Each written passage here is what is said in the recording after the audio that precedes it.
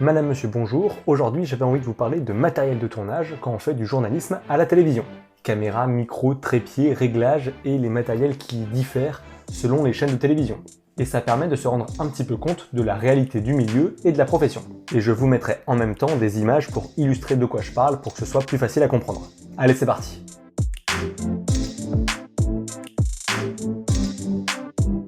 Pour commencer, on va parler du plus évident, la caméra. Alors il y a deux écoles principalement. La première, c'est la caméra épaule, qu'on met donc sur l'épaule, qui est une caméra assez massive et en même temps assez précise. Elle est principalement utilisée à TF1 ou France Télévisions, parce que vu que c'est du matos imposant et lourd, en principe c'est mieux d'être en binôme pour gérer tout ça, c'est-à-dire qu'on a donc un JRI, un journaliste reporter d'image qui porte et s'occupe de la caméra, et à côté, un journaliste rédacteur qui va lui gérer les interviews, gérer un petit peu le tournage et trouver les bons interlocuteurs. Sachant qu'après, c'est ensuite le journaliste rédacteur qui, avec ou non l'aide d'un monteur, va poser sa voix sur le sujet pour faire le reportage. Mais pour faire des économies, de moins en moins de chaînes mettent deux journalistes sur le terrain. C'est pour ça que je vous dis essentiellement France Télévisions et TF1 ont ces grosses caméras épaules. La caméra épaule, je n'en ai pas ici et je n'ai pas l'habitude de tourner avec. Par contre, je vais quand même vous mettre quelques photos et je vais vous en dire quelques mots. C'est que vu qu'elle est faite justement pour être sur l'épaule, eh bien assez intuitivement, on peut être stable et assurer un bon suivi des personnages quand on est en mouvement. Avec, on peut aussi faire de la macro, des très gros plans et jouer sur des effets de flou et de net, donc en qualité c'est assez optimal. Moi je suis pas fan parce que je trouve ça trop lourd, j'ai du mal à bien la porter, j'ai du mal à bien me tenir, et c'est vrai que justement son poids peut être un désavantage, et il y a pas mal de journalistes qui à 40 ou 50 ans se reconvertissent parce qu'ils ont le dos flingué. C'est vrai que quand on n'a pas l'habitude de bien se tenir, on peut se cambrer, se pencher, faire un petit peu n'importe quoi, alors qu'il faut essayer justement de préserver son dos pour durer dans le métier. Moi j'avais déjà une scoliose avant de commencer de bosser, donc je vais pas durer très longtemps. En vrai, il faut juste prendre des bons réflexes et pas des mauvaises habitudes. Parce que c'est du très bon matos, sinon TF1 ou France 2 ne s'en serviraient pas. Moi dans mon cas, faut être multitâche, et même si c'est intéressant d'être polyvalent, à terme, tu ne peux pas rivaliser avec deux personnes en face de toi. Moi, je vais plutôt tourner avec ce qu'on appelle une caméra de poing. Pourquoi ça s'appelle une caméra de poing? C'est parce que souvent, on la tient comme ça à bout de bras. Enfin, j'imagine, c'est la traduction que je m'en suis faite. C'est plutôt utilisé par M6, des chaînes d'infos en direct comme BFM ou CNews, et également des télévisions locales. Le gros avantage, ça va être son poids, c'est moins encombrant, ça passe partout, ça fait l'affaire. J'ai déjà fait des tournages à ski avec, et c'est quelque chose que j'aurais pas pu faire avec une caméra épaule. Ou alors ça aurait été beaucoup plus compliqué, et vu qu'en plus les salles de sport sont fermées, j'ai perdu toute ma musculature. Déjà que j'en avais pas beaucoup de base, c'est donc plus maniable, même si c'est moins précis qu'une caméra épaule. Par exemple, pour suivre une manifestation, tu peux avoir une caméra épaule, par contre il faut se la coltiner durant tout le trajet et durant plusieurs heures, ou alors tu as une caméra comme ça de poing qui est plus légère, et tu viens l'agrémenter d'un monopode par exemple, pour gagner en stabilité. Parce qu'au bout d'un moment, à force de la tenir à bout de bras, t'es forcément moins stable, même pour tes interviews, tu peux commencer à trembler au bout de quelques minutes, alors qu'une caméra épaule, qui est à peu près à ce niveau-là, tu peux tenir beaucoup plus longtemps. Parce que sur le terrain, quand t'es tout seul et que tu n'as pas de rédacteur justement pour te tenir le micro, tu vas tenir le micro dans ta petite main gauche et la caméra dans la main droite, et t'essayes de rester stable le plus longtemps possible. Donc là, tu as ton écran pour vérifier ton cadre, ta mise au point, et tu tends ton micro et tu espères que l'interview ne dure pas 10 minutes. D'où l'intérêt aussi d'utiliser un trépied quand tu es tout seul encore plus, pour justement te soulager de ce poids et faire une interview stable et assez longue. Parfois par contre c'est vrai qu'il y a des interviews qu'on a envie de faire en mouvement, en situation, et donc on va laisser le trépied et on va la faire à bout de bras, quitte à faire des pauses durant les questions pour justement récupérer un petit peu.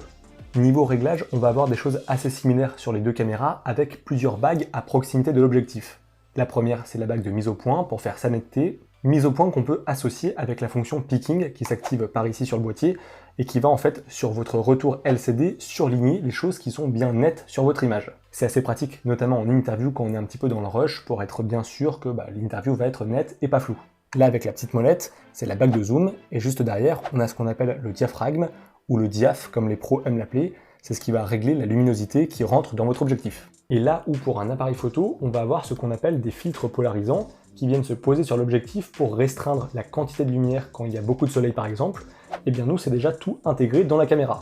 On a des filtres qu'on peut venir rajouter pour justement occulter la lumière du soleil. C'est comme si tu mettais des lunettes de soleil sur ta caméra. Et là on a aussi un bouton qui va permettre de régler la balance des blancs. C'est-à-dire qu'on va pointer notre caméra sur quelque chose qui est censé apparaître blanc à notre œil, par exemple le mur qu'il y a derrière moi, et la caméra va s'adapter en conséquence et revoir toutes les teintes pour que ça colle bien avec ce coloris. On peut aussi mettre la caméra en mode automatique, et c'est pas forcément recommandé, pour justement avoir la main sur son tournage et ne pas justement avoir de mauvaises surprises ensuite au montage. Au niveau du son, on utilise rarement, pour ne pas dire jamais, le micro interne de la caméra qui est juste ici. On va privilégier les micros externes. Il y a deux sorties son, deux sorties XLR pour ceux qui connaissent un petit peu le jargon. Le premier micro, on le voit ici, c'est un micro, ce qu'on va appeler un micro d'ambiance, un micro canon. Alors pourquoi canon? C'est pas parce qu'il tire des boulets ou des LBD sur les manifestants, c'est juste parce que j'imagine que ça a une forme un petit peu de canon. Là non plus, j'ai pas creusé la question, mais donc c'est un micro d'ambiance qui va permettre donc de capter le gros du bruit pour avoir une base assez fiable. Pour capter des applaudissements dans une salle de spectacle, c'est largement suffisant.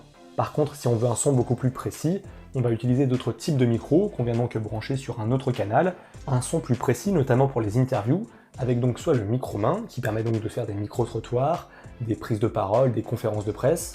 On le tend devant la bouche de notre interlocuteur, on s'en sert aussi pour faire des duplex. Oui, écoutez, je vous reçois très bien Jean-Claude, je suis dans le bureau d'Alexandre, c'est vraiment exceptionnel. Il est 22h50, on n'a toujours pas fini de tourner cette vidéo.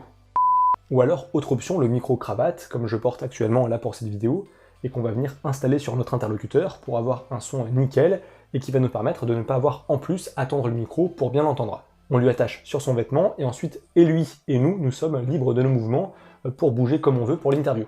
Ça évite en plus, quand on est tout seul, d'avoir à tenir le micro et la caméra. Quand on a le temps de pouvoir l'installer, c'est toujours plus pratique. Par contre, c'est pas tout le temps possible, vous n'allez pas installer un micro-cravate au président de la République qui sort comme ça lors d'un meeting. Vive la République!